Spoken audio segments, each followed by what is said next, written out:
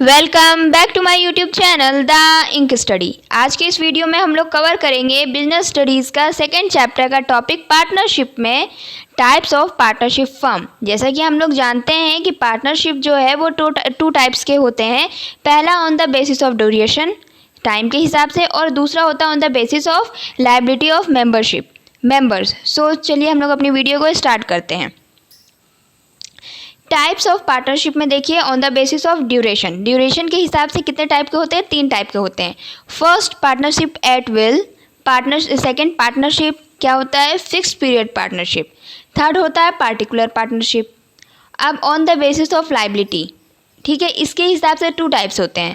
पहला general partnership और दूसरा लिमिटेड पार्टनरशिप। तो चलिए अच्छे से डिस्कस करते हैं। सबसे पहले पार्टनरशिप एट विल।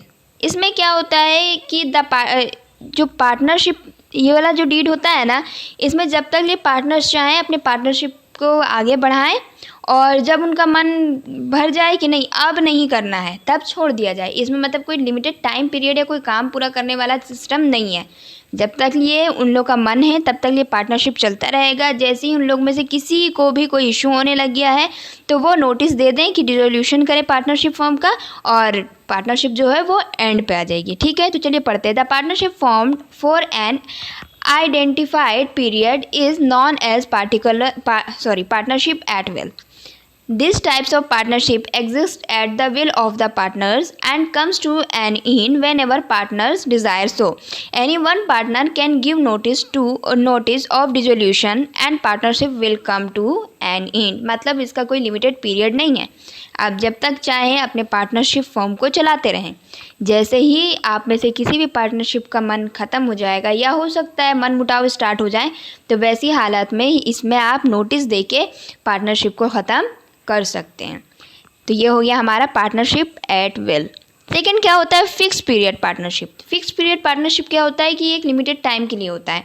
जैसे हम लोगों ने जो अपना पार्टनरशिप डीड किया है वो 3 ईयर्स के लिए, 5 ईयर्स के लिए, 10 ईयर्स के लिए। तो जैसे ही ये टाइम ऑफ पीरियड ख़त्म हो जाएगा तो ये पार्टनरशिप अपने आप ही ख़त्म हो जाएगी। ठीक है, तो चलिए पढ़ते हैं। The partnership formed for a specific period of time says 3 years or 5 years etc is known as fixed period partnership. These types of partnership firm automatically gets terminated on expire of that specified time period. जैसे ही time period आपका ख़त्म होगा, specified जो time दिया हुआ है, तो आपका ऑटोमेटिकली ही पार्टनरशिप ख़त्म हो जाएगा। ठीक है, जैसे हमारा फर्स्ट में था कोई लिमिटेड टाइम नहीं था, आप जब तक चाहें तब तक चलाएं, लेकिन इसमें एक फिक्स टाइम पीरियड होगा। हाँ, हो सकता है कई बार ऐसा होता है कि आपका फिक्स टाइम ऑफ पीरियड ख़त्म हो गया है तो आपका पार्टनरशिप तो ख़त्म हो गया, लेकिन जो पार्टनर्स हैं वो इस जो भी बिजनेस है उसको आगे बढ़ाना चाहते हैं, तो आप दोबारा से अपना पार्टनरशिप डीड करवा लें और पार्टनर जो आपका फर्म है उसको आगे बढ़ाएं। नेक्स्ट होता है पार्टिकुलर पार्टनरशिप। इस टाइप का पार्टनरशिप होता है, फॉर एग्ज़ाम्पल किसी चीज़ को साथ में मिलकर काम करने का फैसला किया गया है, तो जैसे ही वो प्रोजेक्ट कंप्लीट हो जाएगा आपका पार्टनरशिप अपने आप ही टर्मिनेटेड हो जाएगा। ठीक है, फॉर एग्ज़ाम्पल कि कोई रोड बन रहा है, कोई सड़क बन रहा है, या कोई ब्रिज बन रहा है, या कोई कुछ स्पेसिफाइड सामान बनाने का आप लोगों ने प्रोजेक्ट लिया है। अब जितना टाइम में वो सामान बना, जितना टाइम में भी वो आपका प्रोजेक्ट कंप्लीट हुआ, तब तक ये आपका पार्टनरशिप रहेगा। जैसे ही वो जो प्रोजेक्ट है वो कंप्लीट हो जाएगा, वो जैसे ही प्रोजेक्ट एंड हुआ आपका पार्टनरशिप भी ख़त्म हो जाएगा। The partnership which is form to carry on a particular venture is known as particular partnership. These types of partnership come to an end automatically on completion of that venture. जैसे ही venture complete आपका partnership ख़त्म।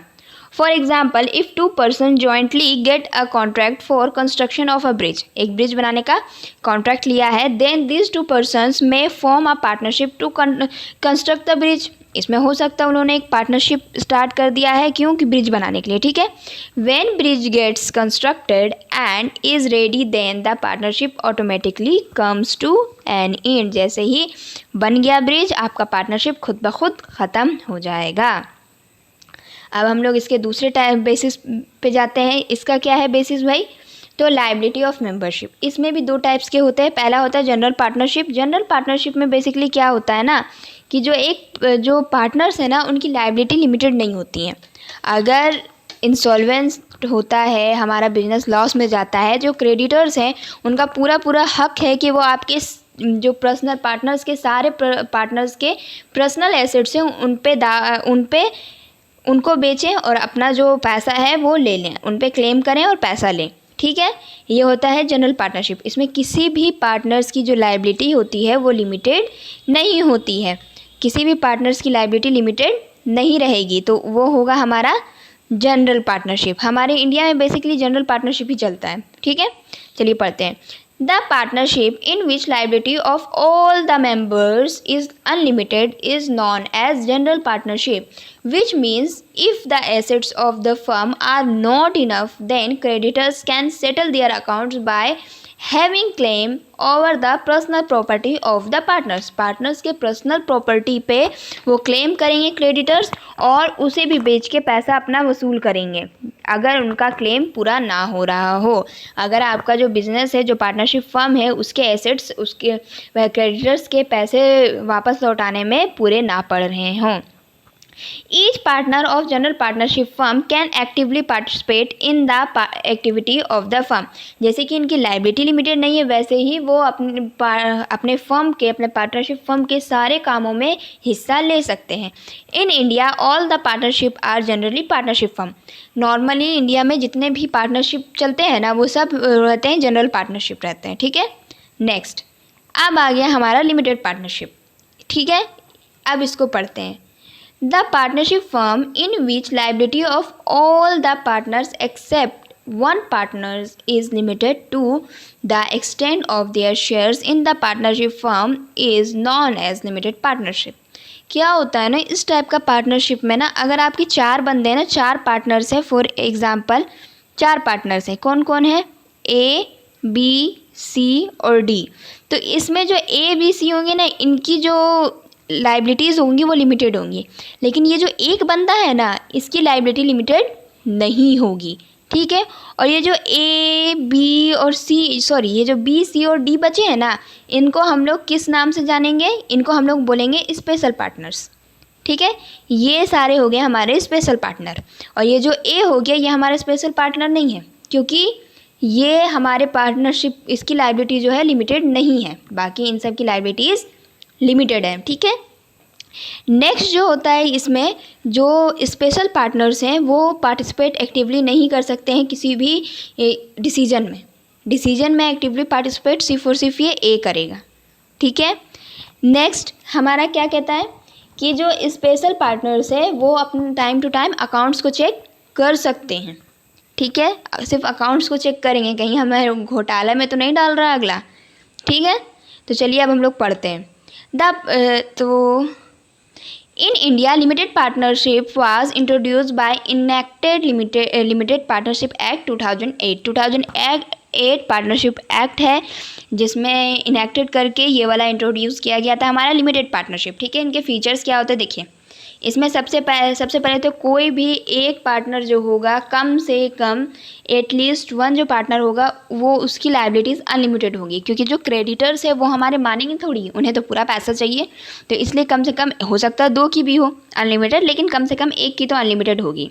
The liability of all other partners can be limited to the extent of their capital contribution in the partnership firm। कितने limited होगी, जितना कि उनका capital जिस ratio में होगा उसी रेशियो में उन लोग की लाइबिलिटीज़ होगी। ठीक है, next the partners with limited liability are called special partners और लिमिटेड पार्टनर्स। या तो उन्हें स्पेशल पार्टनर्स कहेंगे या लिमिटेड पार्टनर्स कहेंगे। जैसे कि मैंने अभी एग्जांपल दिया था ना A, B, C, D, तो उसमें जो B, C और D हैं वो हमारे क्या कहलाएंगे, या तो स्पेशल पार्टनर्स कहलाएंगे या फिर लिमिटेड पार्टनर्स कहलाएंगे। ठीक है, the special partners is not allowed to participate in the management of the firm. और ये सब फर्म के मैनेजमेंट में हिस्सा नहीं ले सकते हैं, सिर्फ और सिर्फ जो A, जो स्पेशल पार्टनर नहीं है, वही सारे काम को मैनेज करेगा। ठीक है, उसके बाद क्या बोलता है, the special partners has the right to inspect the account. जैसे कि मैंने बताया कि वो अकाउंट्स चेक कर सकते हैं। ठीक है। The special partners can withdraw his partnership whenever he desire so और जो स्पेशल पार्टनर है ना वो अपना हिस्सा वापस ले सकता है जब भी उसको ज़रूरत हो। और अगर कोई भी, इसमें ये भी स्पेसिफिकेशन है कि अगर कोई भी स्पेशल पार्टनर मर रहा है या इंसॉल्वेंट हो जा रहा है या उसके पास अब कैपेसिटी नहीं है अपने फर्म को आगे बढ़ाने के लिए, तो इससे इस फर्म पे कोई भी असर नहीं होगा। वो है या नहीं है, उससे सिर्फ और सिर्फ इस पे असर किसका होगा, जो हमारे एग्जाम्पल में ए था जो स्पेशल पार्टनर नहीं था, सिर्फ इसके इंसॉल्वेंट या इनकैपेसिटी या इनके डेथ से असर होगा। बाकी जो बी, सी और डी हैं इनकी वजह से कुछ भी नहीं फ़र्क पड़ेगा और फर्म जो है वो चलता ही रहेगा।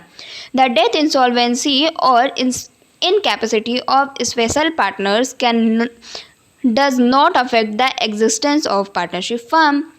सो आई होप आपको ये वीडियो समझ में आई होगी। हमने इसे लास्ट वीडियो में ऑलरेडी कवर कर चुके हैं कि पार्टनरशिप फर्म के क्या मेरिट्स और डीमेरिट्स होते हैं और पार्टनरशिप क्या होती है। ठीक है, so thank you, keep watching and do subscribe my YouTube channel the ink study. Also press the bell icon for latest update. Thank you.